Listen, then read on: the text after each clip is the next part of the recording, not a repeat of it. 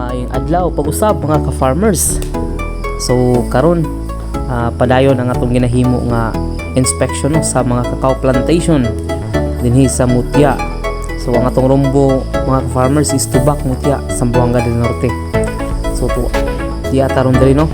So makita na to mga ka-farmers morning ang plantation sa cacao diri sa Tubac Mutya. So naani siya yung mga 5 katag-iya diri mga ka-farmers no. Dagko kakawan no. So ang ilang kakao nay nakatanom og 2,000 kabuok na apoy uban nga 1,500 1,000 plus. So daghan ganing kakao diri sa Tubac mga farmers. So diri nato makita ang kaasgot no sa atong mga farmers sa Tubac Mutya. So karon mga farmers dili gyud ikalimod mga farmers nga daghan taon sa atong mga kakao farmer nga nabugnaw aning ang programa no aning kakao kay ngano daghan gyud kay dangan dili gyud malikayan niya mga farmers kung wala gyud yang mo assist sa ila wala yang mo guide mo giya sa ila mga farmers. Padulong gyud nga undangan gyud nila ang ilang kakao.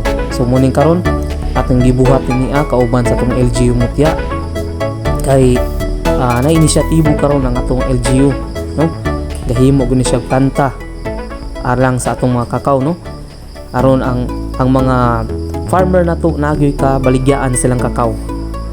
So karon mo ni atong ginakandak og inspection either ma-farmer ba ni siya sa PCA nga gikan sa tuwang CCADP project or gikan sa Kinimer nga mga kakao.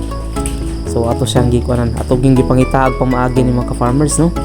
So kani sila ato po na silang paakilom niya sa mga training kung sa mga training nga ikinahanglan sa atong mga cacao farmers no. Karon sa ingon maka-encourage sila mamahimong productive ang ilang mga kakao. So kani siya mga farmers isa ni siya ka inisyatibo kung asa atong gipangitaag pamaagi no. So atong pasalamat sa atong bayon sa Tubac Mutya ug sa atong kapitan. Daghang salamat.